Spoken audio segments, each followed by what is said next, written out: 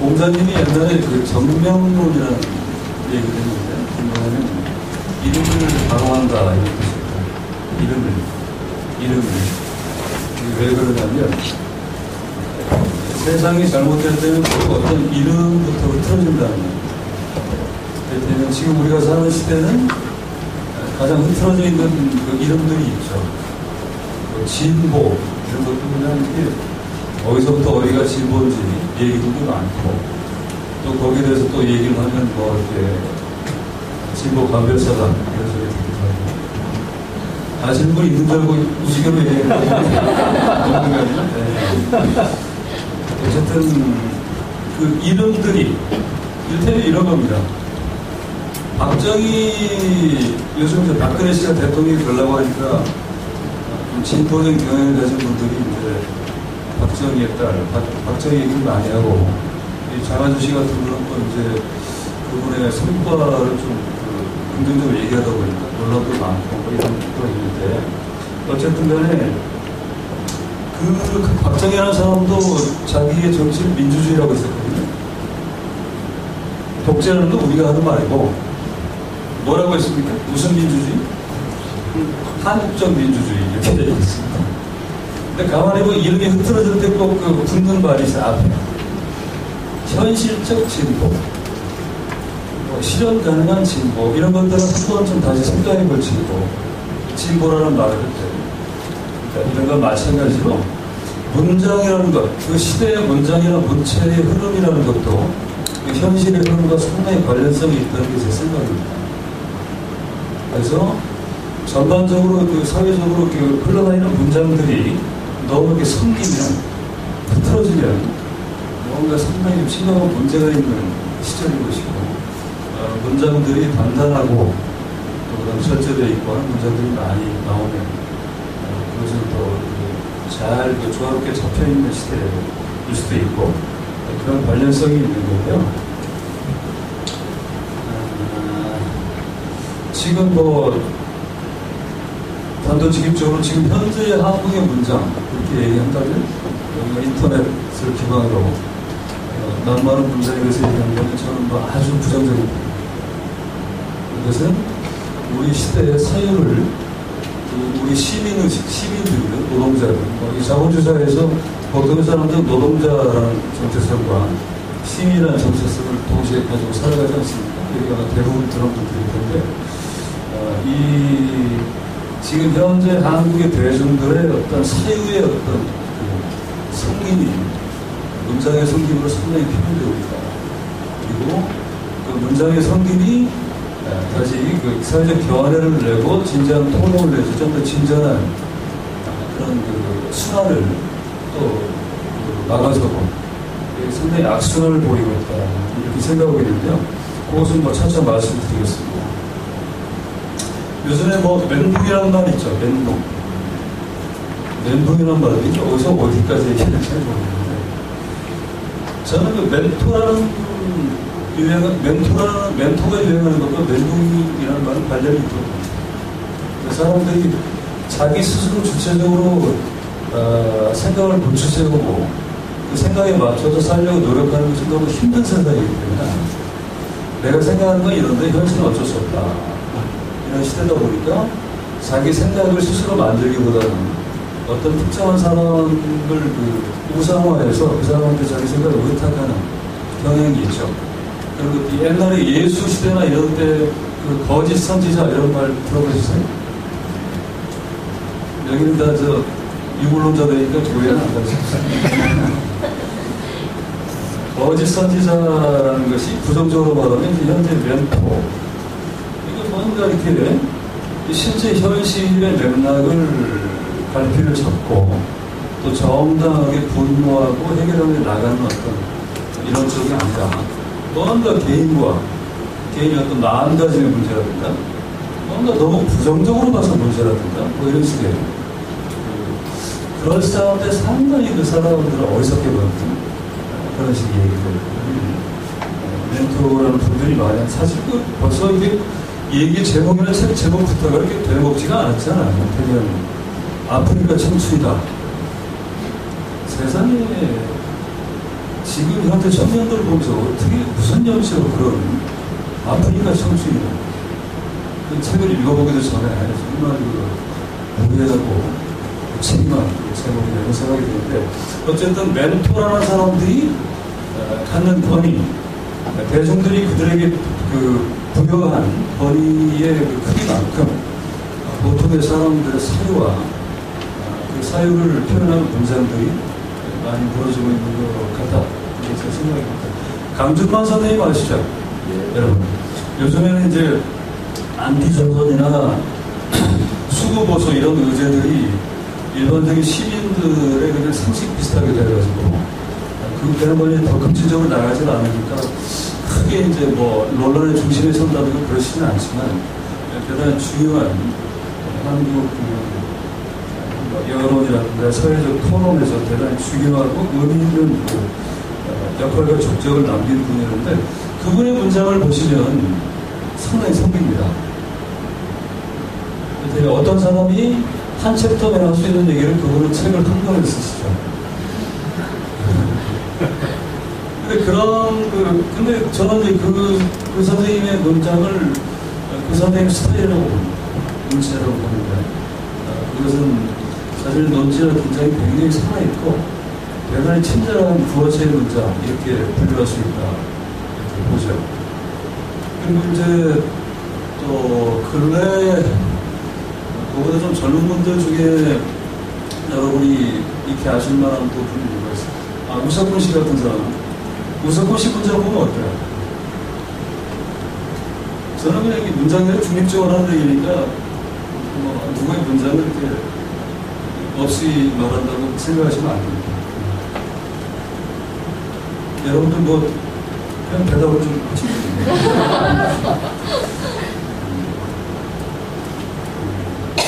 우석훈 씨 문장은 구어체의 전형이죠. 그래서 처음에 88만원 세대라는 책도 물론 우석훈 씨 개인이 혼자 쓴 건 아니고 박건일 씨 같이 썼지만 제목도 박건일 씨. 여기 이제 녹색평론에 원고가 됐다가 녹색평론 김종철 선생님은 또 문학평론가시고 굉장히 깐깐합니다. 그래서 이 고전적인 문장에 대한 그 어떤 태도들이 있죠. 그래서 이걸 정리를 좀 더 해가봐야 될 것 같다 이런 생각이 평을 했다는 그 에피소드가 있습니다. 하지만 이 저자는 그걸 받아들이지 않았고 다른 데서 나와서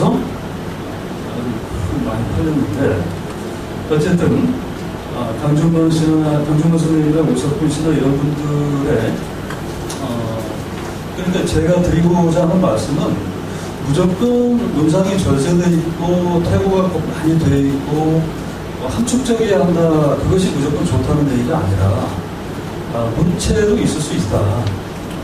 구어체 그리고 천천히 이렇게 읽어도 빨리 읽어도 얘기가 좀 반복되고 이렇게 하기 때문에 함축적이고 많이 이렇게 주의해진 문장은 긴장을 해서 읽지 않으면은 얘기를 놓치는 경우가 많거든요. 하지만 우석훈 씨나 강준호 선생님 문장을 통해서는 편안하게 읽어도 대충 얘기들이 다 이해할 수 있는 그런 스타일이 있죠.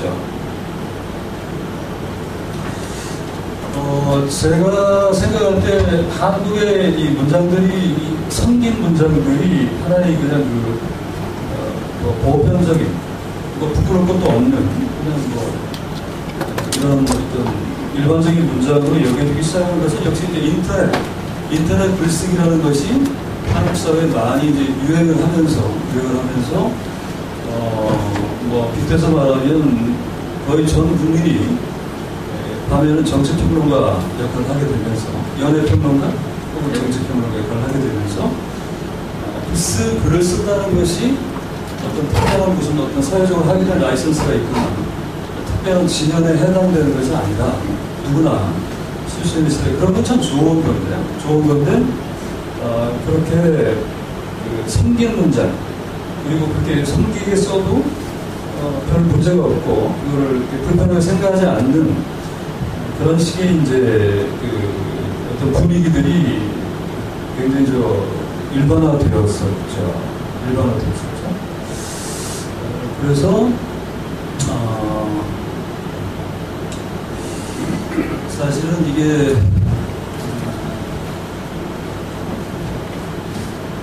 쉽게 말하면 성గిం문장이라는 것은 더 깊이, 더 많이 생각하지 않고 쓰는 경향의 문장, 꼭 그렇진 않지만 그렇게 볼 수도 있습니다. 그래서 이 사유가 진전되지 않고 흐트러지고 붕괴한다거나 또는 이 기반적인 현실 체제에 자기는 굉장히 분노하고 있다고 생각하는데 사실은 그 체제의 꼭두각시로 손바닥 안에서 돌아간다. 이런 식의 이제 모습들이 또 부정적으로 많이 나타나는데 사실 이것은 글을 쓰는 시민들과 이 현재 그 지배 체제에 의도하지 않은 합작품이다 이렇게 볼 수 있습니다. 무슨 말이냐면 이런 신자유주의라는 것이 주는 우리한테 이 불안감이라는 것은 간단치가 않거든요. 그러니까 군사독재가 막 잡혀가고 무슨 말하고 고문하고 죽이고 하는 것은 상당히 예측이 가능하고 그 다음에 조용히 그 쥐죽은 듯이 우리 새끼 건사하며 살면 큰 문제가 없을 수도 있는데 이 신자유라는 것은 완전히 정신, 영혼의 말단까지 침투해 있기 때문에 우리를 정말 비누하게 만듭니다. 내가 생각하는 것과 실제 내가 판단하고 행동할 수 있는 것이 일치되기가 너무 어려워. 그때는 제가 이제 그런데 조금 힘줘서 하고 있는 교육 문제 같은 그걸 보면 교육 문제 지금 한국에 무슨 교육이 있습니까? 전부 아이들을 그냥 사람에 대한 상품을 키우는 그런 걸로 다 통합되어 있고 그것이 이제 문제인데 그 진보적인 사람들은 또 다르냐? 그렇지도 않잖아요.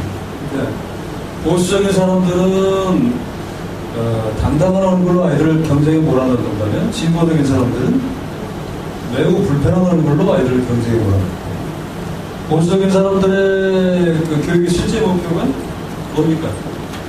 자기 아이가 1, 2학기 학생이 될 거야 하면 진보적인 사람들은 진보적인 사람들은 뭐 그냥 순전한 촛불 시민 말고 진보 엘리트들 말입니다.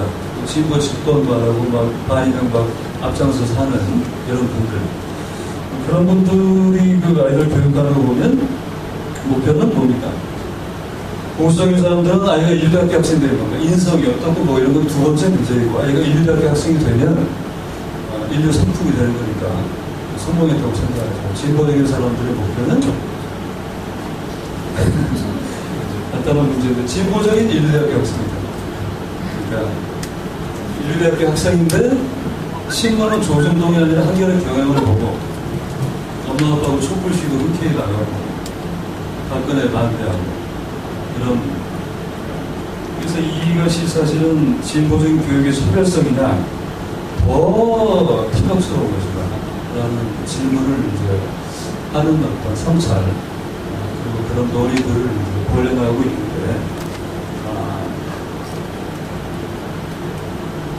그러니까 아까 말씀드린 대로 소위 말하는 신자유주의라는 것 극단적인 그 시장의 바다에 던져진 우리 삶이 우리를 대단히 정말 바보처럼 정말 비루하고 아주 뭐라고 해야 되나 보잘것없게 만드는 우리의 삶을 보잘것없게 만드는데 거기에 대해서 안다고 하더라도 정당하게 이 극단적인 자본의 체제에 대해서 저항하거나 혹은 그런 운동에 참여하거나 지시한다는 것은 좀 두려운 일입니다. 그리고 대단히 불편한 일이고 그러니까 왜냐하면 지금의 사람들은 완전히 불안감에 사로잡혀 있잖아요. 오늘의 삶이라는 게 없고 내일 어떻게 되나 한 달에 어떻게 되나 우리 새끼가 나중에 어떻게 사나 계속 불안해가지고 그 불안해 한나는 사람이 불안해하면 또 모르겠는데 다 불안해합니다. 이건희도 신념을 삼성이 불안하다고 하니까 이건희가 신념을 삼성이 불안하다 그러면 우리는 어떻게 해야 됩니까? 이건희 지금 재산이 얼마냐면 삼성의 정규직 노동자가 50만 년 동안 모아야 됩니다. 자본주의는 참 나쁜 사회는 맞아요. 그것은 능력과 노력의 정당한 차이가 아니라 아주 사악한 체제, 악마의 체제를 보여주는 것인데 그런 사람도 10년 후가 불안하다고 하면 우리는 보통 사람은 어떻게 했어요? 그러니까 그런 불안감에 휩싸여서 뭔가 비루하게 떳떳지 못하게 맨날 하는 소리라는 것은 현실이 어쩔 수 없잖아. 뭐 인문주의가 어떻고 교육이 어떻고 토론하고 뭐 얘기하지만 결국 실제 삶에서 선택할 때는 그래도 현실이 어쩔 수 없잖아. 사람을 굉장히 그 바보처럼 만든 거예요.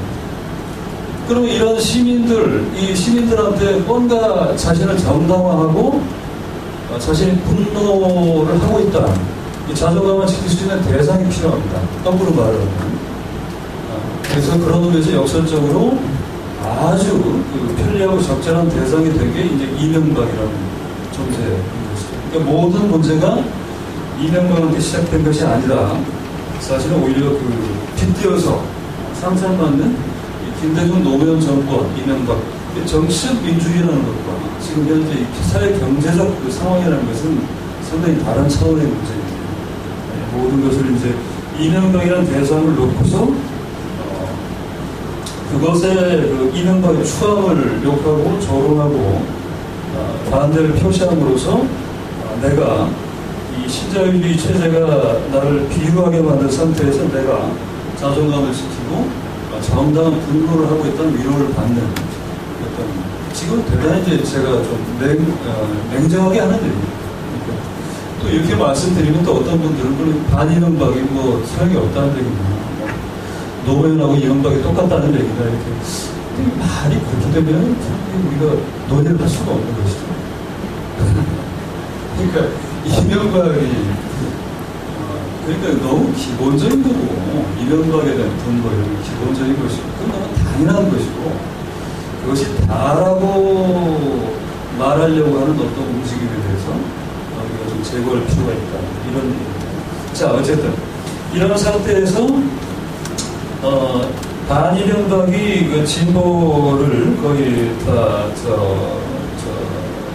포괄하면서 좀 더 어떤 근본적인 어떤 진보라든가 노동과 어떤 계급의 문제가 살아있는 어떤 진보적 논의 이런 것들은 거꾸로 이번에는 이제 편애되는 것이죠.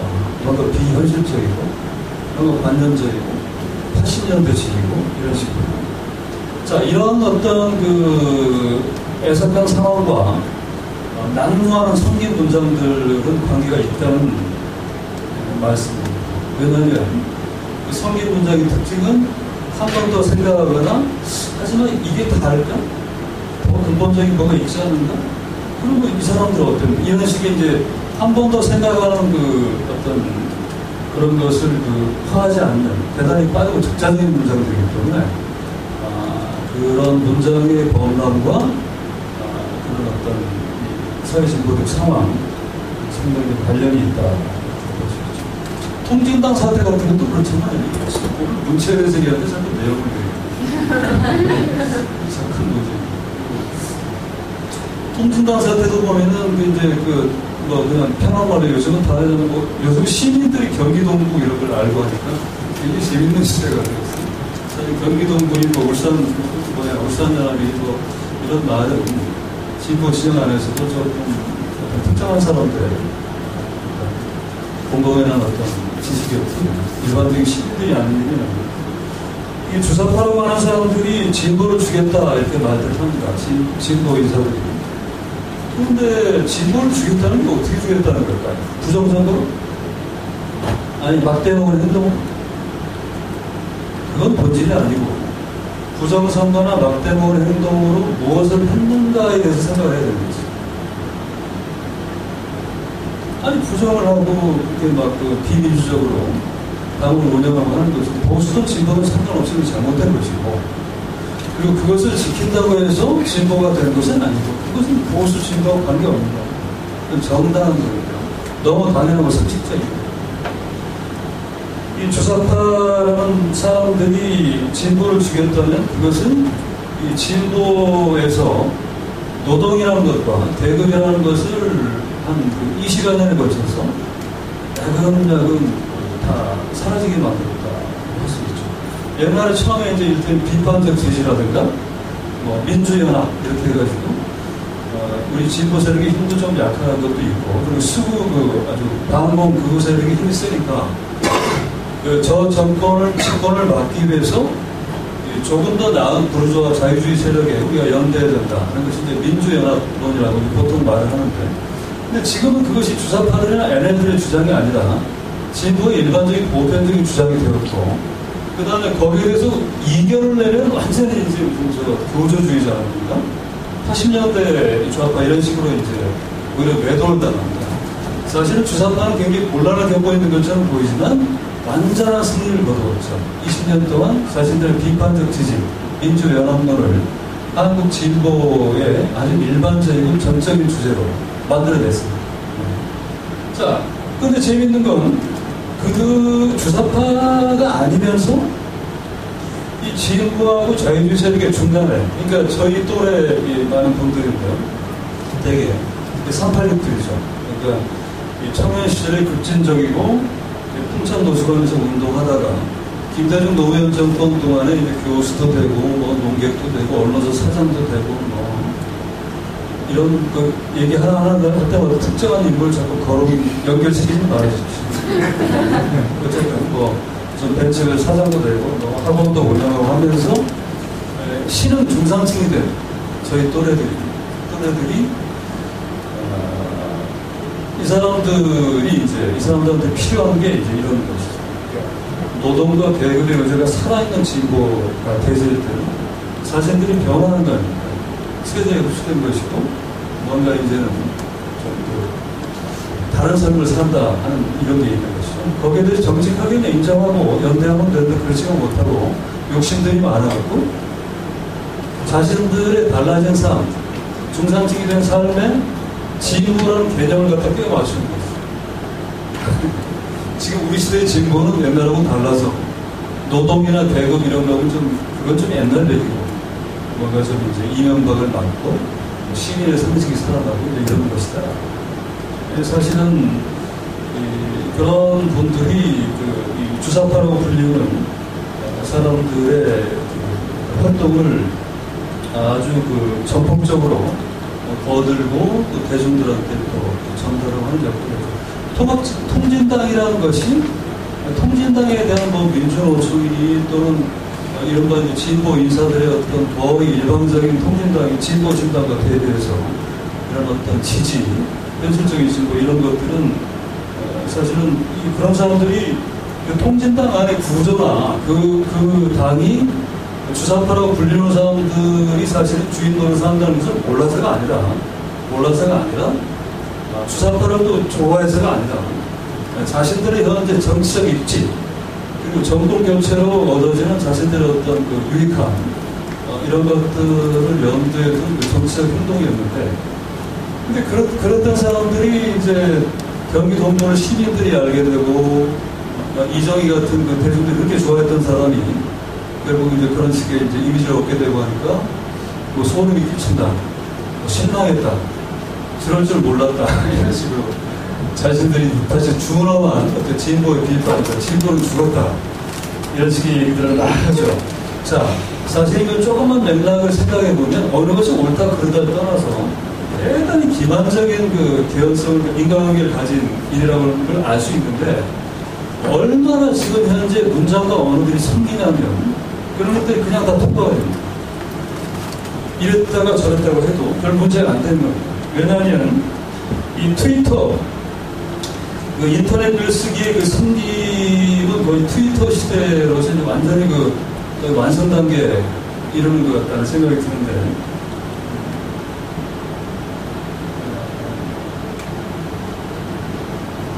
어떤 견해를 내고 사회적으로 토론하고 하는 것은 이제 거의 사라져버렸고, 지금은 어떤 차원이냐면 트위터 세상을 보면 그냥 내 생각을 그냥 표현하는 겁니다. 그리고 내 생각이 좀 잘못될 수 있거나 뭔가 진전된 토론을 통해서 진전할 수 있다는 생각은 잘 안 합니다. 그러니까 찾는 것이 뭐냐면 나하고 같은 생각을 하는 사람들만 찾아다니는 거죠. 그래서 내가 이거에 대해서 욕하고 화가 나는데 어떤 사람이 그걸 욕해주면 저 사람은 괜찮은 이제 지식인도 되고 하는 것이고, 그게 약간 뒤틀리면 뭐라고 합니까? 바로 또 입진보가 되기도 하고 이런 식으로. 그래서 이를테면 지난번 총선 때 많은 그 트위터상의 진보적인 사람들이 총선 결과가 너무 그 실망이다 하는 것은 사실 실망할 일이 아니다. 이 트위터로 대변되는 인터넷상에서의 이 논의들이 더 이상 결의도 아니고 논의도 아니고 상당히 자족적인 카타르시스, 그리고 내 편을 끊임없이 확인하는 어떤 위로, 이런 어떤 흐름까지 지금 이르렀다, 이런 생각을 하고 있습니다. 물론 그런 성긴 글들, 직접적인 분노를 나타내는 데는 그런 성긴 글들이 굉장히 유효하죠. 유효하고 하는데 아쉽게도 세상은 그렇게 간단치는 않다는 겁니다. 그렇게 한 번 봐서 이명박은 식별하기가 대단히 쉬운 적이잖아요. 이명박을 보면 헷갈립니까, 여러분? 이명박이 갑자기 사회주의자로 넘어온다고 해도 우리는 안 믿을 겁니다. 이명박이니까. 그러니까 너무 드러나 있는 부정적인 그 이미지를 생산해내는 아주 그 재능을 갖고 있는 사람이에요. 그러니까 같은 말을 해도 그렇게 사람 속을 뒤집을 수는 없는 거죠. 주변에 있는 사람들도 그 사람보다 못한 사람이 한 명도 없을 정도로 정말 그 추악함의 극치. 어떻게 저런 사람이. 그런데 만약에 그런 이명박에 대해서 분노를 한다든가 재수없다. 제가 사는 동네 초등학교 아이들은 이명박 놀이를 하고 있더래. 이명박 술래를 정해놓고 지들끼리 때리고 쫓아다니고. 근데 이 맞는 녀석이 저녁에 기분이 좋아요. 얻어맞으면서. 나는 당이도 싸다 이런 표정이. 초등학교 5학년, 6학년 남자애들은 아직 사람은 아니잖아요. 5학년, 6학년 여자는 사람일 수 있지만. 그냥 뭐 사람이라는 게 생각을 하고 몸으로 움직이는 게 사람인데 이 친구들은 이제 막 솟는 에너지에 의해서 뛰어다니고 나중에 생각을 수집하는 그런 유인함도 아니고 뭐라고 물론 남자들이 나이가 더 든다고 해서 어른이 된다는 증거는 아직 없습니다. 그런데 그 정도로 그 간단한 분노, 간단한 어떤 사회적 어떤 의식 이런 걸로 이렇게 되는 세상이 아니라는 게 문제인 것이죠. 지금 고대 시대도 아니고 아주 이 복잡한 이 우리가 말하는 신자유주의, 자본의 세세, 시장이 어떻고 무슨 교육이 이런 문제들은 사실은 그건 뭘 말하냐면 우리가 분노해야 될 대상이 그렇게 쉽게 식별되지 않는다. 쉽게 식별된 대상은 오히려 우리가 분노해야 될 대상의 표적을 흐트러뜨리는 역할을 하는 이명박은 저쪽 자본시장의 거의 순교자라니까요. 자기가 모든 오명을 다 뒤집어 쓰고 김대중, 노무현 이 두 분이 했던 것까지도 전부 이명박이 뒤집어 쓰고 그 사람들의 분노를 전부 자기가 흡수해서 장렬하게라는 말은 맞지 않네요. 지금 사람이 생각이 없다는 자존심이 상하는 건지 자기가 망신을 당하는 건지도 잘 모르는 것 같고 문제는 그 사람이 아주 자유롭고 민주적인 선거에 의해서 500만 표차로 뽑혔다는 것이고 지금 촛불 시민, 이명박을 욕하는 시민들은 또 그런 시민들 뚜렷하게 구분되기 어려운 시민들입니다. 이런 하여튼 상당히 복잡한 그래서 적자적인 분노는 그런 성긴 문장, 빠른 문장 이렇게 다듬지 않은 문장으로도 충분히 오히려 더 미덕이 있는데 불행하게도 지금 현재 그 세상이라는 것은 그런 식의 어떤 분노, 그런 식의 어떤 그 사유로 해석하고 우리가 분노하고 이렇게 나가기는 너무 복잡하고 기본적이다라는 것입니다. 그래서 이 성긴 문장의 난무 한 번 더 생각하는 거. 트위터에서 보시면 트위터에서는 트위터의 분노 사회 신고는 이런 거죠. 그냥 지금 현재 오늘 지금 어제 오늘 사이에서 이 정치적으로 가장 그 재수없는 인간을 욕하는 겁니다. 그때는 그 네이버 들어가면 검색 순위 이런 거 있잖아요. 무슨 말을 하면 그래서 마찬가지로 이제 거의 그 조롱하고 그다음에 욕하고 이랬다네요. 그러면 또 막 이렇게 하고 하는 그런 것도 대단히 중요하지만 전부 다 그런 분노로 몰려다닌다는 것. 그리고 하지만 이거는 사실은 이건 이렇지 않습니까? 한 번 더 생각해 봐야 되는 이런 식의 얘기는 뭔가 좀 낡고 골아프고 어떤 뭐 김어준 씨 말대로 어떤 후줄근한 진보. 참 이런 식으로 이제 치부되는 이런 것들이 대단히 우리의 사유와 우리 사회 진보를 완전히 망가뜨리는 그런 악순환을 갖고 있다. 더 깊이 생각하는 것이 옛날 방식이 아니라 더 깊이 생각하지 않으면 도저히 우리가 헤쳐나갈 수 없는 그런 세상이다. 그리고 어쩌면 우리가 그거를 은연중에 알면서도 이것을 정당하게 분노하고 헤쳐나가는 그 용기를 내기가 어려우니까 자꾸 뭔가 손쉬운 적을 만들어서 손쉽게 욕한다고 해서 내가 꼭 직접적으로 내 삶의 어떤 이해관계나 어떤 실존적인 어떤 선택을 하지 않아도 되는 그런 대상으로 자꾸 이렇게 돌려세우는 그런 어떤 심리도 분명히 있는 것 같아요. 그래서 우리가 그랬을 때, 특히 사회적인 그랬을 때 문장을 좀 더 단단하게 만들려고 노력한다는 것은 만약에 지금이 별 문제가 없는 세상이었다면 성긴 글을 쓰는 사람도 미덕이 있고 단단한 글을 쓰는 사람도 미덕이 있는데 지금은 성긴 글이 거의 글의 전부를 취급당하고 단단한 것 자체, 사용을 좀 더 해서 글을 다루는 것 자체가 굉장히 뭔가 낡고 뭔가 불필요한 것들, 현실하고 동떨어진 것처럼 자꾸 얘기하는 것이 거의 횡행하는 시대이기 때문에 우리는 이런 현실에서는 이 단단한 문장에 대해서 우리가 좀 더 고민할 필요가 있지 않는가. 내가 너무 생각을 너무 쉽게 너무 함부로 이렇게 쓰는 게 아니고 이걸 조금 더 한 번 더 읽어보고 뭐 이런 식의 어떤 노력들, 각종 노력들이 좀 필요하다. 그러니까 이제 문체 뭐 이렇게 말하면 여러 가지 시각이 있는 것 같아요.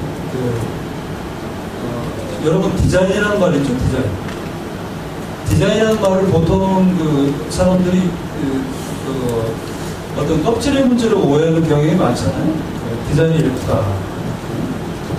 사실은 디자인이라는 것은 그런 껍데기 문제이기도 하지만 사실은 어떤 것을 조직화하는 것이죠. 그래서 책이든 무슨 디자인이 또 뭐냐, 건축이든 미술이든 그런 것을 사람이 소통하고 이해할 수 있도록 조직화해내는 것입니다.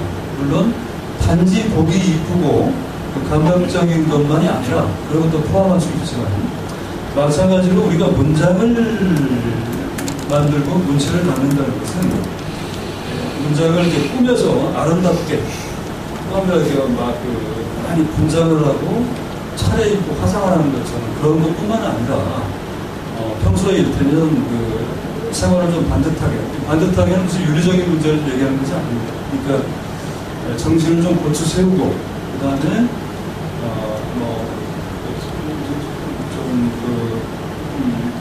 정기적인 운동 같은 걸 좀 하면서 이렇게 우리를 가다듬고 하는 그런 것을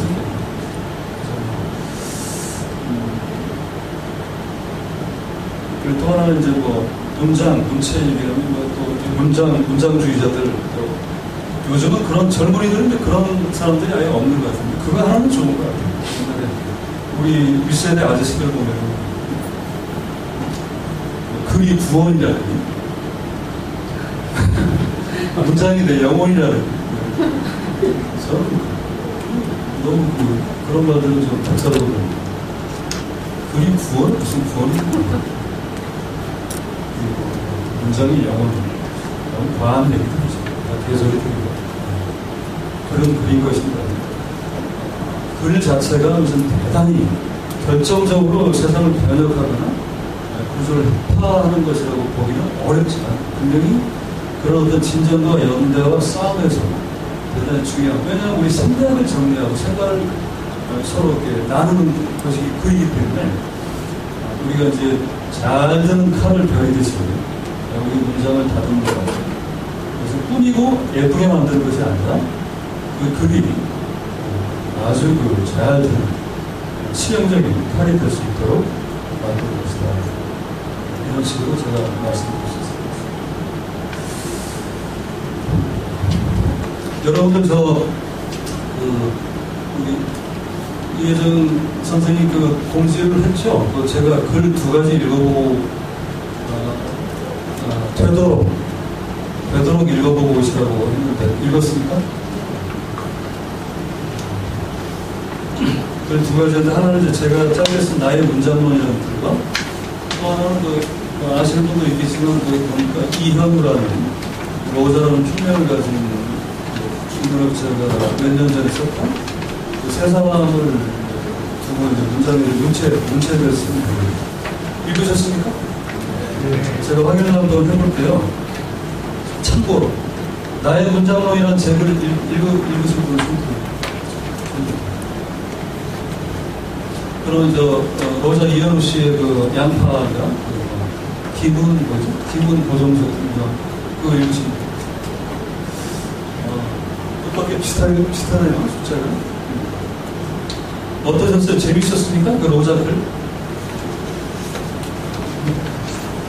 힘들었어요? 네? 그렇죠.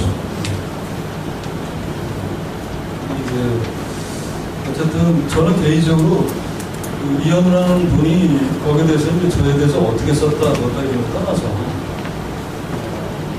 제 문장과 문체에 대해서 언급했다는 것이 저한테는 이 표현을 잘해야 되면 뭐라고 해야 흐뭇한 일이었어요. 무슨 말이냐면 제가 본의 아니게 이제 제가 쓰는 글이 내용이 압도하는 거예요. 남들 다 욕하는 이명박을 욕하는 게 아니라 우리 안에 이명박 이렇게 얘기하고 있으니까. 근데 이제 자꾸 저는 이제 문장이나 문체에 대해서 나름의 자의식을 가지고 있고 관심이 있는데 거기에 대해서 얘기할 어떤 기회를 잘 안 주는 것 같아요. 제가. 거기서 내용 자체가 압도하고 그것에 짜증이 난다든가 불편하고 막 이러니까. 로자는 사람이 그런 거 관계없이 이제 그런 글을 썼다고 했는데 제가 재밌게 읽었는데 그분의 논지에 뭐 이렇게 동의를 많이 하거나 하는 것은 아니지만 생명이라는 것은 많이 다릅니다. 자, 그거는 굉장히 길고 해서 여러분들이 한번 참고로 어떤 사람들의 문체에 대해서 그러니까 이제 무슨 시인이거나 뭐 수필가 이런 사람들이 아니잖아요. 그러니까 이런 세 사람에 대해서 문체에 대해서 나름대로 길게 쓴 글을 차근차근 읽어보시면 도움이 되지 않을까 싶어서 이제 제가 소개를 드렸고요. 나의 문장론이라는 건 여러분 여기 자료집에 있으시죠? 예. 이거는 제가 지금 시간이 어떻게 됐습니까? 아, 그래요? 빨리 끝나면 안 되죠? 2시간 안 돼서 이래놓고 또 막 2시간 걸리고. 나의 문장론이라는 거 한번 펴보십시오. 제가 읽어가면서 조금 표현을 드려보겠습니다. 일단 그 문장론이 뭐냐는 식의 질문을 받는다. 그런데 나는 글을 쓰고 있긴 하지만 여전히 내가 글 쓰는 사람이라는 현실에 익숙하지 하고 싶지 않아서 이런 대답을 하기만 합니다. 사실 나는 어떤 문장론을 갖고 글을 쓰지는 않는다.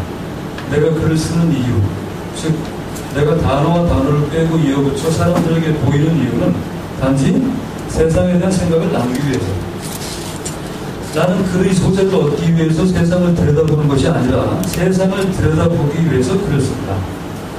어쨌거나 문장론이 있든 없든 내가 촉구를 써놓고 퇴고를 거듭하는 걸 보면 나에게도 문장에 대한 어떤 태도는 있는 것 같다. 아마도 그것은 2가지일 것이다. 간결함과 리듬. 내가 쓰는 글의 8.5알에 해당하는 공을 들여 쓰는 글은 촉구를 쓰면 적어도 서너 번 이상은 퇴고를 한다. 군더더기라고 느껴지는 건 망설임 없이 없애거나 좀 더 간결한 표현으로 바꾼다. 나는 중언부언 하는 것만 군더더기라고 생각하는 것이 아니라 쓸데없이 화려한 표현도 군더더기라고 생각합니다. 이것은 이제 하나의 그 선택이겠죠. 김호 선생 같은 그 문장 보면 대단히 화려하잖아요. 수사가 막 엄청 까고. 그분은 이제 그런 문체를 좋아하는 분도 있는데, 저보고 그렇게 쓰라면 제 스스로 못 견딜 것 같습니다. 엄청난 장신구를 막 매달고 다니는 듯한 느낌? 그래서 이제 어떤 쪽이 어떤 쪽이 나은 거다라기보다는 이건 하나의 이제 스타일의 문제일 수도 있겠죠. 그러나 이제 중원보원한다든가 군더더기 같은 것을 좀 정리하는 것은 사실 보편적인 미덕이 아닙니다. 사실 우리가 어떤 자리에 어떤 다른 사람과의 소통, 다른 사람들에게 어떤 행동을 하기 위해서 어떤 자리에 나갈 때 누구나 잠자리에서 일어나서 그대로 가진 않잖아요. 씻고 오늘 뭐 저는 그렇게 이렇게 거의 실제로 거의 그대로 지금 일하다 왔는데 좀 결례라고 생각하면 죄송합니다. 근데 몇 가지 그랬습니다. 근데 뭐 나름대로 뭐 과하게 하고 약하게 하는 사람도 있지만 어쨌든 거울도 보고 옷도 이렇게 입고 하죠. 마찬가지로 봅니다. 그래에 있어서 군더더기 이거 보려고 노력을 하고 그다음에 되도록이면 쳐낸다는 거죠. 사람들하고 이야기할 때 자기를 좀 단정히 한다거나 이런 식으로 그렇다고 다른 일은 아닌 것 같습니다. 그리고 더 잘 소통하기 위해서는 그런 표현들을 되도록이면 간결하게 너무 함축적이고 알 수 없다고 속에 쓴다는 것이 아니라 군더더기를 없앤다. 화려한 표현은 이것은 화려한 표현. 김훈 선생은 스스로를 화려한 표현이라고 절대 얘기하지 않겠죠. 그죠? 군더더기라고 생각하지도 않고 화장이라고 생각하지도 않고 그러니까 그것은 그 사람의 스타일이고 저한테는 그것이 군더더기 지나치게 좀 과한 포장이다 생각을 하는 것이고 그리고 일부러 반복 효과를 내려는 게 아니라면 한 글에서는 같은 단어를 쓰지 않는다. 옛날 동아일보의 그 올해 저기 글 쓰셨던 그 소설가 최일남이라는 분이 있었는데 그분도 자신의 문장을 이렇게 쓴 거 나중에 보니까 이 짧은 칼럼에서 같은 단어를 반복하지 않는 것 이런 것을 이렇게 써놨던데 사실 그것은 이제 글을 읽는 사람 아주 짧은 시간에 그 짧은 글을 읽는 사람 그러나 짧지만 상당한 어떤 논지가 들어있는 글을 읽을 때 깔끔하게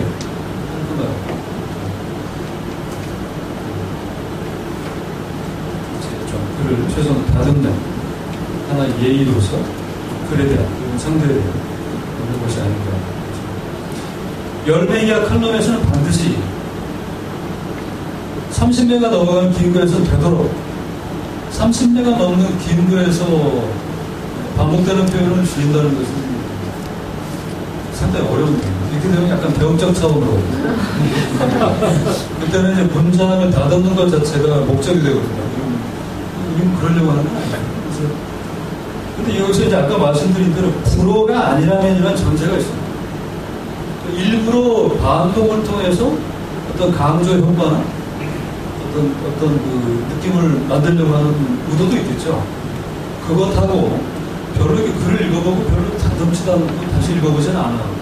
같은 표현이 막重複돼 있고 이런 거는 좀 차원이 다른 얘기다. 그것이 좀 다른 게 좋겠다는 것이 제 생각이다. 동시에 리듬을 만들어간다. 거상에 와서 운율을 맞추는 건데 눈으로 소리내어 읽기 말이 됩니까? 눈으로 소리내어 읽기 제가 써놓고도 좀 이상한데 어쨌든 눈으로 소리내어 읽으면서 리듬감이 흐트러지거나 호흡이 끊기는 부분은 글자수를 고치거나 단어를 바꾼다. 그런데 읽어보면 리듬감이 있거든요. 그래. 그래서 문장이 한 번에 쫙 길어도 통통통 읽히는 문장도 있고 계속 보이는 문장도 있어요. 앞에로 다시 가야 되고 쉼표를 여기다 왜 안 쳐놨어? 뭐랬지? 그런 것들 또 리듬이 끊어지는 거예요. 운율이 안 맞아요. 물론 무슨 뭐 시조 같은 걸 쓰듯이 하이퍼 하듯이 운율을 맞추라는 얘기가 아니라 읽을 때 약간 리듬이 튀겨지면 그것은 읽는 사람을 위해서 조금은 그것을 신경을 써주면 더 좋지 않느냐 하는 것이 이제 제 생각입니다. 이걸 갖다가 이제 막 과하게 병적으로 막 눈을 맞추는 것을 목적으로 한다 이렇게 오해하지 마시고, 그 다음에 세 번째 본단에서 간결함과 리듬이 덜 다듬어진 글을 내놓는 것처럼 불편한 일은 없다. 어쩌다 내 글의 1.5화쯤에 해당하는 글에서 이 8.5화가 1.5화라는 것은 그냥 하나의 얘기지 정확한 것은 아니다. 지금은 뭐 8.5고 1.5고 메터도 업식들도 안 쓰고 있습니다. 이런저런 실용적인 이유 때문에 도리 없이 그러곤 한다. 그러곤 한다는 것이 이제 덜 다듬는다는 건데, 그런 글들은 그저 실용적인 이유를 위해 일회용으로 존재하는 것일 뿐 내가 썼지만 더 이상 내 글은 아니라고요. 그러니까 제가 여기서 조금 냉정하게 얘기를 하면, 저는 인터넷상에서 많이 난무하는 글들은 글이라기보다는 아주 빠르고 직접적인 실용적인 어떤 목적을 가진 말 같은 데로 좀 중간에 해당되는 것도 있겠지만, 그래서 그런 것을 무조건 어떤 의미나 어떤 미덕을 무조건 부인하는 것이 아니라 사실 용도가 다르고, 그다음에 글의 무게나 내용이 달라질 수밖에 없다. 나는 간결함과 리듬 말고 또 하나 중요하게 생각하는 건 쉽게 쓰는 것이다. 나는 왜 거의 모든 글쟁이들이 글은 쉬우면 쉬울수록 좋다고 생각하지 않는지 궁금하다. 요즘에 보니까 얼마 전에도 무슨 심포지엄 같은 거 했던데, 고대에서 포스트 막수주의, 프랑스의 이름도 이렇게 발음하기 어려운 철학자들 얘기들이 이제 한국에서 90년대 이후에 그 전에 사회 구성체 논쟁이라든가 이 대금론을 설파하는데 앞장섰던 어떤 논자들이 이진경이라든가 이런 저희 또래에 의해서 그런 것들이 많이 수입이 되고, 그런 것들을 이렇게 좀 얘기해 주지 않으면 뭔가 좀 부식 사람처럼 느껴지는 그런 일본의 분위기가 있었는데, 그런 것들이 오히려 신자유주의를 옹호하고 지원한 어떤 지적이고 문화적인 맥락이 있다는 일각의 요즘에 이제 논의들이 있거든요. 사실 이제 거기는 저는 동의하는 편인데, 재밌는 것은 그런 논지를 또 구사하는 분들이 또 수입에 앞장섰던 분들이 하는 경우가 참 많더라. 한국 사회는 정말 편한 사회입니다. 이 지식인이 어떤 얘기를 한 다음에 자기가 생각이 바뀔 때는 한 5년 전, 10년 전에 자기가 한 얘기를 뒤집고 그거를 사회적으로 비판할 때는 설명이 있어야 될 거 아니에요. 내가 왜 생각이 바뀌었는지. 그죠? 바뀌었다고 무조건 뭐라고 하는 게 아니라 설명을 하면 돼요. 생각이 바뀌었다. 그걸 왜 뭐라고 할 수 있어요. 그런데 그런 것이 없이 그런 얘기를 했던 사람이 다시 몇 년 후에 그런 거를 앞장서서 비판해서 자기가 화제에 집중되기도 하고, 그래도 그것이 이제 식별이 안 된다는 겁니다. 이 대중, 뭐라 그러죠? 집단지성이 그 식별을 안 한다. 왜냐하면 관심이 내가 싫어하는 놈을 욕하는가, 나를 위로하고 있는가, 이런 거에 주로 관심이 집중되어 있기 때문에 사유의 힘이 약하니까 그런 것들에 대해서 망각증이 굉장히, 집단적인 망각증이 굉장히 심하다. 노무현 대통령 얘기를 제가 자꾸 하게 돼서 죄송스럽긴 한데, 제가 함부로 얘기할 만한 그런 개인적 관계도 아니고, 얼마 전에 명계남 선생이 책을 썼는데, 노무현 대통령 얘기를 하면서 책 앞에 한 몇 페이지에 걸쳐서 제 욕을 해놨다고. 그래서 명계남 선생이 옛날 스크린버터 때나 저한테 일부러 찾아와서 제 견해 대부분 동의하고 존중한다 이렇게 술 먹을 거 했던 분인데, 왜 이렇게 저한테 화가 나셔가지고 이런 거 같아요. 그러니까 노무현 대통령 그분에 대한 이런 거죠. 개인 노무현이라는 것과 대통령 노무현, 그리고 노무현의 정치, 노무현 정권이라는 것은 다른 차원의 문제입니다.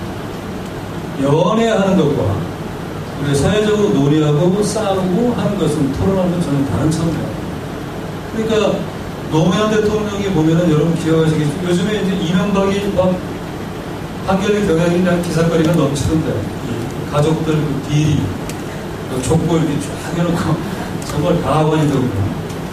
하지만 이제 노무현 대통령도 그 말기에 그 형님이 이제 이상득처럼 그렇게 혼내치진 않았거든요. 또 뭐 부인?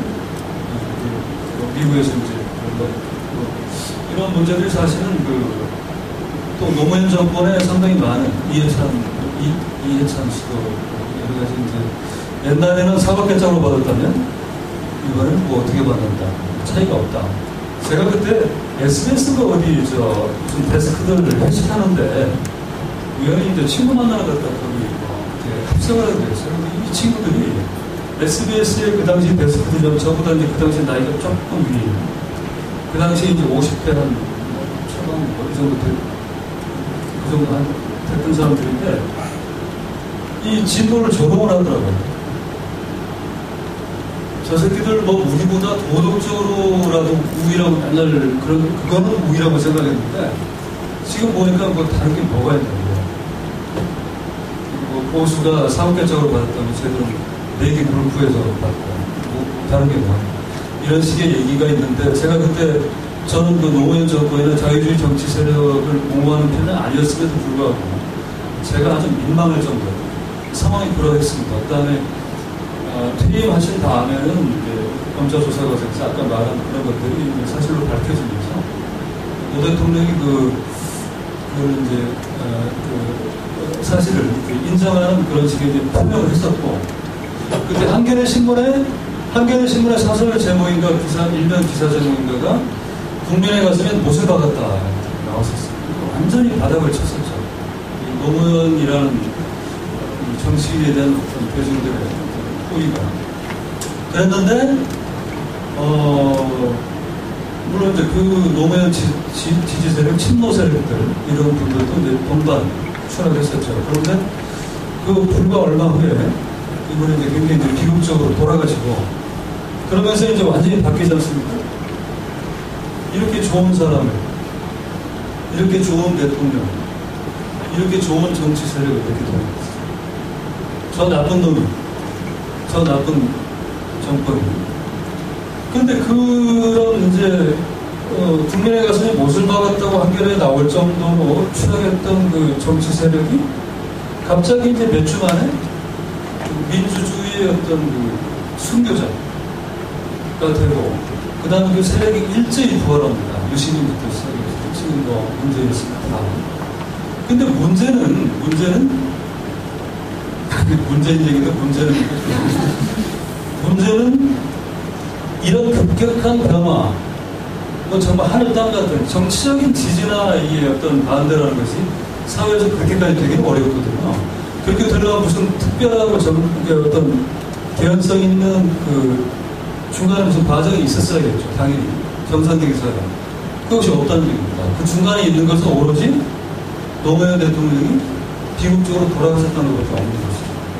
이것은 그분에 대한 어떤 애틋한 마음 그리고 이 살기 힘들고 비루한 삶에서 자기 목숨을 끊은 그분에 대한 어떤 자기 동의와 정서적인 여러 가지 심리적으로 설명할 수 있지만 그 심정은 이해하나 한 사회 시민들의 어떤 한 정치 세력에 대한 평가가 그 이유 때문에 이게 뒤집힌다는 것은 얼마나 지금 현재 우리 사회가 우리 사회 시민들이 이 사유가 지금 느슨한 상태를 보여주는 또 하나의 일 수도 있죠. 개인적으로 참고로 말씀드리면 개인적으로 저는 노무현이라는 분을 여전히 좋아하고 대단히 그 호감가고 매력적인 사람이라고 생각하고 제가 그 양반 국회의원 하던 시절에 제 주변에 친구나 선배들 보장하고 하면서 이렇게 그 사람에 대해서는 제가 첫 번째 얘기했었지만 아주 좋은 사람이죠. 하지만 그것과 좋은 대통령, 정치라는 것은 저는 다른 차원의 문제인데 그걸 뒤섞어버리면 사회적 사유 자체가 무너져 버립니다. 그런 것들이 여전입니다. 자, 제가 얘기가 좀 샜습니다. 어디까지 했더라? 나는 왜 거의 모든 부정들이 그런 쉬우면 쉬울수록 좋다고 생각하지 않는지 궁금하다. 배운 사람들이나 알아먹는 어려운 말을 이유 없이 쓰지 않는 것은 물론이려니와 되도록 한자말을 주려고 했습니다. 이 배운 사람들은 보통 사람들이 일상적으로 쓰지 않는 말을 간간히 혹은 얼핏 들어서는 잘 모르는 외국의 어떤 인물이나 어떤 에피소드를 살짝 넣음으로써 보통의 시민들과 자신을 구별주려고 노력을 많이 하죠. 그런 것들에 대해서 우리는 왜 호락호락 보고 있는 것에 아니라 기웃어줄 필요가 있다. 세상에 어느 나라에서 무슨 글만 쓰면 그냥 외국 학자 이름 지 얘기를 해야 될까요? 지 얘기를. 그죠? 왜 프랑스 사람이 글에 한 두세 개 들어가면 지적인 글이 되고 자기 일상까지 전부 체화해서 이렇게 얘기를 하면 뭔가 그것은 좀 소감만 들죠. 이건 정말 기지촌 문화입니다. 기지촌 문화. 그래서 기지촌에서 육상 흉내내는 그러면서 저희가 제치하는 그런 문화가 그대로 남아있는 그런 것들은 이제 정말 구시대적인 지식인들의 문화이고 나는 바뀔 필요가 있다. 그리고 우리는 보통의 독자들은 그런 것을 불필요하게 이제 그런 뜬금없이 복잡한 이름을 막 넣는다고 개념을 넣는다고 이런 것들에 대해서 좀 불쾌해 좀 촌스럽게 생각해 줄 필요가 있다. 촌스럽게 이거 지 생각이 여물질 않았군 아직 자기 생각으로 만들지 못했군 이라고 생각할 필요가 있다. 우리 김지아 선생님이 보면은 이 양반이 근래 한 10년 보면은 공부를 그렇게 해요. 책을 막 유럽 학자들 책을 보고 이 양반 근래 이제 몇 년 사이에 인터뷰 한번 찾아보십시오. 전부 인용이에요. 어떤 누가 누구 말했는지 정말 굉장히 보기 민망하죠. 지금은 사실은 자기 철학과 사유를 주체적으로 완성해야 될 단계 연세로 보나 이력으로 보나 근데 여전히 그냥 이렇게 최신 어떤 논의와 다음론을 자기가 이렇게 막 소개하고 있는 것을 한다는 것은 참 이게 보기 좀 민망한 그런 모습이죠. 사실 읽으면 읽을수록 보통의 학술적인 목적을 가진 글이 아니라면 보통의 산문이나 에세이나 컬럼의 사회적 컬럼에서는 산문에서는 최대한 자기 삶까지 일상까지 체화된 그런 것이 사실은 우리가 지향해야 될 경지가 아닌가. 한자말을 줄이려고 했습니다. 요즘은 이런 거 별로 염려할 게 없죠. 젊은 분들이 한자에 별로 관심이 없고 잘 모르시고. 그러나 네 번째 보십시오. 그러나 간결함, 믿음 그리고 쉬움 같은 문장에 대한 내 모든 태도는 오로지 내가 무슨 소리를 하는 건지 명료하게 드러내기 위해서 존재한다. 이것이 이제 어떤 좌파의 태도라고 할 수 있죠. 그러니까 문장 자체, 독립된 문장의 어떤 믿음과 의미 이런 것에 대해서 별로 왜냐하면 충분히 문장에 대해서 숙고하고 노력하면서도 그것 자체를 숭상하거나 옮기지 않으려고 하는 것은 사회적 이유로 시발하는 것은 좌파적 태도다 이렇게 볼 수 있습니다. 나는 이호석 선생이 말씀한 삶을 가꾸는 글쓰기를 믿는다. 오른쪽이 글은 그런 것이라고 믿는다. 글을 씀으로써 내 일상의 에피소드들은 비로소 내 생각으로 정리되며 그렇게 정리된 생각들은 다시 내 일상의 에피소드에 전적으로 반영됩니다. 지금 와서 지금 2005년에 쓴 거인데 이거 조금 수정이 필요합니다. 전적으로는 제가 볼 때 좀 과장된 겁니다. 전적으로 하는 것은 정말 오만 방전 말입니다. 전적으로 반영된다고 제가 훨씬 훌륭한 사람입니다. 그렇지는 않은 것 같고 최대한 그러려고 노력을 하고 있다 이렇게 누가 뭐라고 한 것도 아닌데 제가 재벌제를 그렇게 말하고 있는데 내 삶과 내 글은 끊임없이 꼬리를 물고 순환한다. 내 삶을 더 낫게 만들지 않는다면, 나라는 인간을 더 낫게 만들지 않는다면 내 글은 아무것도 아니다. 결국 문장에 대한 태도는, 내 태도는 삶에 대한 내 태도가 이것은 사실은 이 글을 어디다 썼는지 혹시 아시는 분 있습니까? 여러분 상상도 못하는 매체예요. 보고에 있었어요. 보고. 보고가 아시죠? 제가 저 김수영이 노래 보고 보면은 이제 뭐 그런 말 하잖아요. 미국의 플레이보이 같은 잡지도 세이명 같은 경우는 처음에는 뭐 좌파도 나오고 처음 그것도 약간 식민지스러운 말이지만 그런 얘기를 하는데 이 보그나 저 무슨 바자나 그 전에 GQ 이런 그 잡지들의 피처맨을 담당하는 기자들이 운동권 출신들이 굉장히 많아요. 이게 되게 고통스럽죠. 뭔가 고가의 패션을 주도하는 그런 잡지에서 자기가 일을 하고 있다. 그러니까 이제 뭔가 좀 의미 있는 걸 만들어 보려고 하는. 하지만 이제 기술적인 차원이나 어떤 숙련도에서는 상당히 좀 어느 정도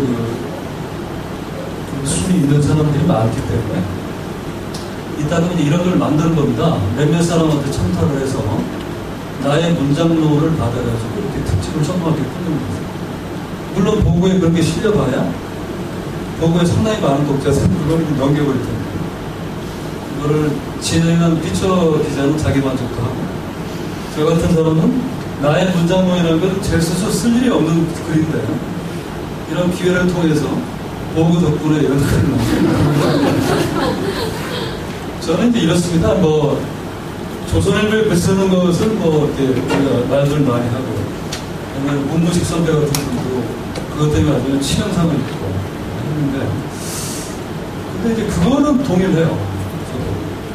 근데 그럼 한계나 경향이 있습니다. 제가 주로 쓰는 그러면 진보적이고 그렇지도 않잖아요. 한계나 경향의 신분이 경향은 근래 이제 이대근이라는 사람이 편집장 되면서 많이 조금 진보적인 게 많이 늘어났지만 한계나 경향이라는 것이 사실은 이 정치적 민주화 이후에 사회 경제적 차원에서 시장주의하고 갈등을 벌이는 그런 시기는 아니에요. 독재나 수구 세력과 불화하는 어떤 성향을 가지고 있었지만 신자유주의에 대해서는 별로 그냥 대세고 어쩔 수 없는 데 심지어는 한겨레 같은 경우는 친노 특정한 정치 세력과 어떤 그 불미스러운 보기 좀 유쾌하지 않은 유착관계들도 너무 많아요. 그래서 저는 이런 겁니다. 그러니까 우리가 사회를 볼 때 그 대치점을 우리 스스로 주체적으로 좀 푸고 그러니까 상대적인 것도 중요해요. 그래도 이거보단 이게 낫잖아. 문제는 그것을 무시하는 것이 아니라 그게 전부가 될 때는 우리가 완전히 올가매치는 거죠. 이게 이거보다 낫지만 사실은 이것이 갖는 한계에 대해서 생각하는 것. 이것이 사실 이런 것은 우리가 말로 막 특자적으로 떠들거나 막 촛불시위 같은 데가 행진하면서 확보할 수 있는 사유가 아닙니다. 글이란 도구를 통해서 쓰고 생각하고 단서잡고 읽고 또 토론과 논쟁을 통해서 진전되는 어떤 그런 맥락의 사유라고 할 수 있죠. 그러니까 여러분들도 여러분들의 문장에 대해서 여러분들의 그 문체에 대해서 관심을 좀 많이 가져주시고 이혜정 선생님도 몇 달 전에 이런 거 하는데 와서 하나 하라고 아마 이혜정 선생은 제가 문장이나 이런 얘기 하겠다고 할 거라고 생각을 못 했겠죠. 무슨 내용에 대해서 제일 센 얘기를 하겠지. 그런 계급적이 하거든요. 이런 식으로. 제가 그런 부분은 우리 특히 진보적인 글들, 사회적인 글들에서 문장이나 문체에 대한 어떤 것이 그건 별로 그렇게 중요한 문제가 아닌 것처럼 취급이 되는 경향 때문에 제가 일부러 이렇게 얘기를 하는 것이지 이미 그것이 이제 보편적으로 조화로운 상태가 있는데 제가 뭐 힘주어서 문장과 문체에 대해서 자꾸 얘기하려고 하는데 그런 쪽은 전혀 아니라는 것은 먼저 조국의 말 마지막 페이지에 그 세 번째 문단 보시면 분노를 상기하는 것이 바람직하다. 삶이 제가 널리 퍼진 한국 사회에서 분노하는 직사수 선동 중에 계시면 생기만 될 수 있다. 화의 뿌리가 사천인 것이 아니라 저는 이 지금 문장이 너무 지나고 뻔해서 아무것도 얘기하고 있지 않다고 봅니다. 그리고 화의 뿌리가 사적인 것이 아니라 공적인 걸 때는 그 공적인 원인을 해결하면 화는 사라진다. 사적인 것도 마찬가지입니다. 사적인 걸 자동적으로 없어집니다. 해결이 되어 사라질 것이고 사실 세상의 진보는 불의에 대한 분노 시작하지 않았다. 우리의 정당한 분노와 작은 실수의 세상을 바꿨다. 각자의 영역에서 각자의 방식으로 각자의 능력. 이거 좋은 수사인데 저는 이제 이 조국이라는 분의 근래 그 진보 집권 플랜 그 이후에 이제 이분이 계속 주장하고 있는 정치와 관련해서 이렇게 질문할 수 있겠습니다. 좋다, 분노. 뭐에 대해 분노하자는 건지 또 얘기해보자. 그러니까 불의를 우리가 수긍하지 말고 원한도에 정당한다는 말씀을 이렇게 자꾸 하지 말고 분노하자, 정당하게 자기 자리에서. 근데 똑같은 분노를 하자고 얘기해도 어떤 때는 뭔가 좀 가짜 분노로 몰아갈 수도 있다는 게 제 생각입니다. 맞아. 이것이 일단 이런 식으로 어쨌든 그 정권 교체를 좀 하고 이렇게 되면 상당히 이것이 좀 가치가 굉장히 달라집니다. 오히려 분노가 아니라 우리가 진짜 분노에 대한 대상을 흐트러뜨리는 분노의 외피를 쓴 기만적인 어떤 선동이 될 수도 있다. 그러니까 제 말이 옳고 조국의 말이 틀렸다고 지금 그런 얘기하는 것이 아니라 이런 식의 이제 일반적으로 어디에나 해당될 수 있는 뭐 진보 개혁 조금 선한 사람, 조금 고민한 사람이라면 보편적으로 누구나 동의할 수 있는 얘기들이 가진 위험성에 대해서 그리고 저마다 각자 해석되고 기만될 수 있다는 부분에 대해서 우리가 그래서 논지를 구사할 때 필요가 있다. 그러니까 저 불의에 분노해야 된다. 고개 숙이지 말고 이런 말은 실제로 그런 거를 실제로 얼마 하는가 안 하는 걸 떠나서 대단히 일반적인 너무 지나간 말이라는 것이죠. 그때 김어준이나 낙검수에 있는 그 몇몇 분들이 뭐 탁현민이나 이런 사람들이 자신들이 무슨 70년대에 막 투옥되고 막 죽음의 위험에 막 처해있고 한 사람 같은 어떤 정적을 자꾸 표현할 때 저희 같은 사람들 참 이게 요즘 뭐라고 그러지? 그 손발이 뭐라고 그러죠? 굉장히 어색하거든요. 그러니까 그들의 어떤 사회적인 기여나 어떤 의미를 인정하는데 진짜 투옥된 것들이 그런지 모르겠지만 어쨌든 엄청난 굉장히 어떤 독재 상황에서 자신들이 막 자신들은 모든 걸 벌고 투쟁하는 듯한 가장 사회 전선에 가장 사회의 본질적인 부분에 자신들이 최전선에서 주인공을 차치하려거든요. 그보다 좀 더 본질적이고 좀 더 전선에서 고생하는 그들이 태어나는 걸 빌면은 후지구나 이런 어떤 활동가들과 이런 진보 운동가들을 모욕하는 되는 것이고 그리고 안 그래도 이명박을 싫어하는 사람들한테 이명박을 싫어한다는 사실을 재확인하게 해주는 그 이유에는 사회적으로 별로 왜냐하면 낙검수나 이런 것들을 이명박에 호감을 갖거나 이견을 좀 가진 사람들이 듣고서 거기에 사로잡히지는 않을 거 아니에요. 그죠? 왜냐하면 거기서 벌써 그냥 상대를 조롱하면서 시작하기 때문에 이미 거기에 거부감을 갖거나 이런 분들이 이제 많이 적이 되기 때문에 이런 분노, 저항, 분노하라, 저항하라는 말이 뭐에 분노한다, 뭐에 분노하는 것, 뭐에 저항하는 것인가를 우리의 글에서 진전시키지 않으면 엉뚱한 결과가 될 수도 있고 어떤 특정한 어떤 그런 실제 분노의 표적을 흐트러뜨려서 정권도 잡고 또 사회문화, 방송사, 사상과 무슨 학술 쪽에서 헤게모니도 잡고 한예정도 잡고 문화예술위원회도 잡고 막 이렇게 실제적으로 자기 직자적 이득과 관련된 사람들의 정치적 의도에 우리가 이용되는 정말 분노하고 저항한다고 하고 있는 거예요. 그런 부분에 대해서 우리가 이 단단한 글을 통해서 좀 덮고 돌파할 필요가 있습니다.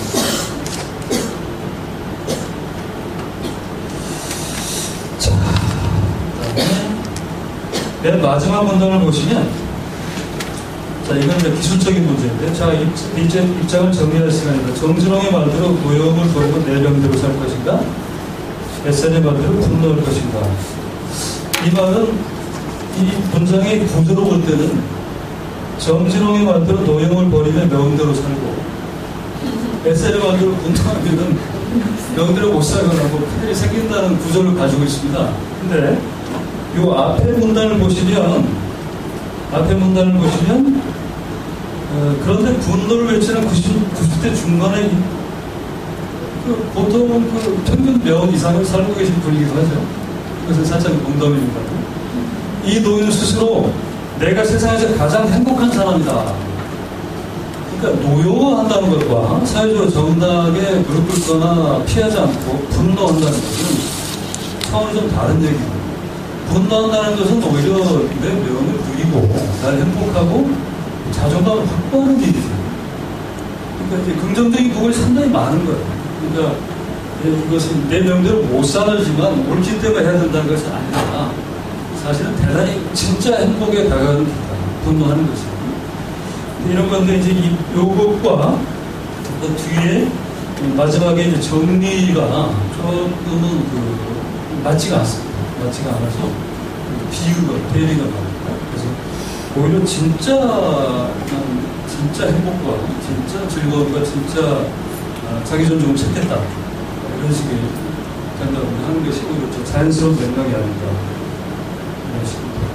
그 다음에 개인적인 분노, 사회적인 분노 자꾸 이런 얘기가 이제 나오고, 조국식 그래도 나오고, 자꾸 우리가 그런 얘기를 많이 했는데, 사실은 이 경계라는 게 굉장히 애매합니다. 개인끼리의 어떤 어감이나 어떤 폭력인데, 대단히 사회적인 경우가 많죠.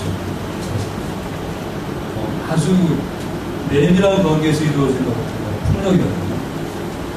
너답과 체제 같은 것은 사실은 어떤 개인의 인격이나 둘 간의 어떤 관계에서 고유하게 발생하는 문제라기보다는 사회적 상황과 관련된 부분이 상당히 많아서 무자르듯이 개인적인 것과 사회적인 것 이렇게 나누기 상당히 어렵다. 저는 오히려 분노하는 것과 화를 내고 짜증내고 노여한다는 것이 구분을 굳이 하자면 분노라는 것은 이해하고 넘어가거나 반대하고 포용해야 될 것까지 예민하게 막 직자적으로 인상을 쓰고 소리를 지르는 것이 아니라 겁이 나거나 혹은 내 이해관계 혹은 불안감 이런 것 때문에 피하거나 눈 감으려고 합니다. 이런 것들에 대해서 정당하게 아니오라고 말을 하고 사람들과 같이 연대해서 싸우겠다, 바꾸겠다 이런 식의 분노. 그것은 우리 명을 누리고 우리를 더 행복하게 만드는 즐겁고 자기 존중이 가득 찬 사람으로 만드는 비결. 스테판 에셀. 물론 이제 이분이 옛날에 뭡니까 독일 체에서 독립운동하고 한국에서부터 70년대 반독재운동하고 이런 아주 흉악한 상황에서는 분노를 한다는 것이 정말 명을 자충하는 일이 되길 수도 있죠. 근데 지금 별로 그렇지 않잖아요. 그죠?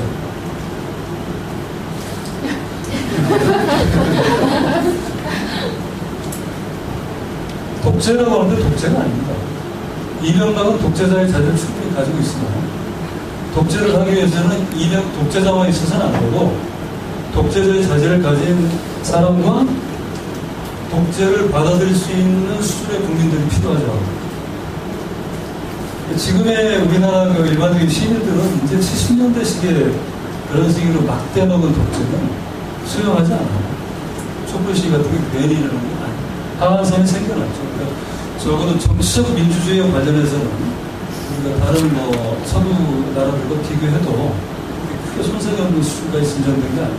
문제는 그러나 정치적 민주주의 문제가 모든 산업과 모든 어떤 구분을 하다 보니까 완전히 놓쳐버리는 게 사회 경제적인 민주주의, 노동과 계급의 구분 이런 것들이 이제 우리 사회의 가장 큰 문제이고 우리를 계속 공전하게 만드는 하나의 큰 원인이 아닌가 이렇게 생각을 갖고 있습니다. 교수는 이전에 무덤에 앞에서 이 글을 보시면 자, 첫 번째 문단에 빌어먹을 정치 수괴자이기 때문입니다 라는 말이 나옵니다. 보이시죠? 정치 수괴자가 빌어먹을 사람이라고 생각하는 겁니다. 이 편찬 정치 수괴 상태에 대해서 부정적으로 얘기를 하는 거죠. 정치 수배자는 아마 이 편자는 자랑스러운 상태로 여기고 있습니다. 수배자 자체. 저항하고 싸우다가 수배당했습니다.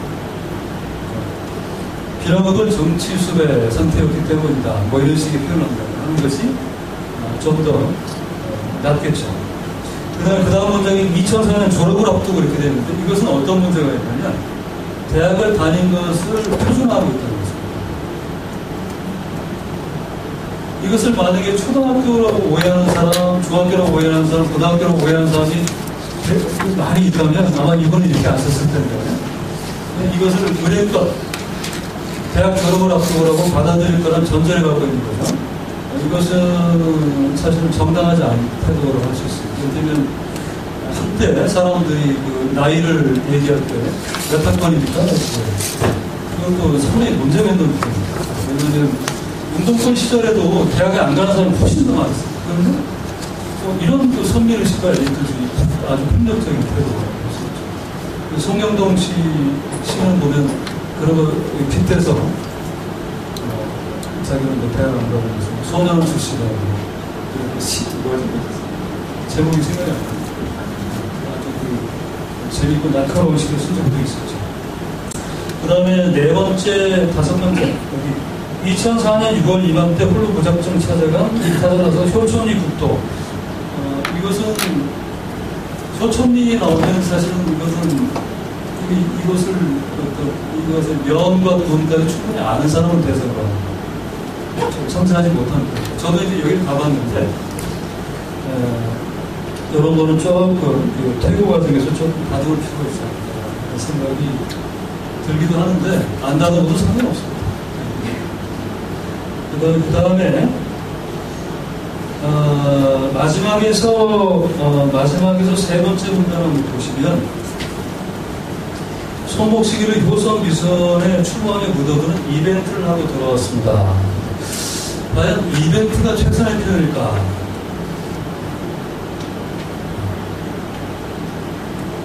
내 나름의 어떤 제휴라든가 다른 표현을 좀 생각해보면 어떨까요? 왜냐하면 이벤트라는 표현은 여기에 쓰기에는 적절하지 않을 만큼 너무 많이 오염이 되어 있고 그리고 대단히 상업적으로 주로 사용되는 단어입니다. 이런 것은 조금 더 다른 표현이 없을까? 이렇게 한번 고민해보는 것도 좋지 않을까. 그 다음에 마지막에 두 번째 문단 끝에 지금도 그 선복시기가 효촌리 국도에서 시침소리를 내고 있을지 의문입니다.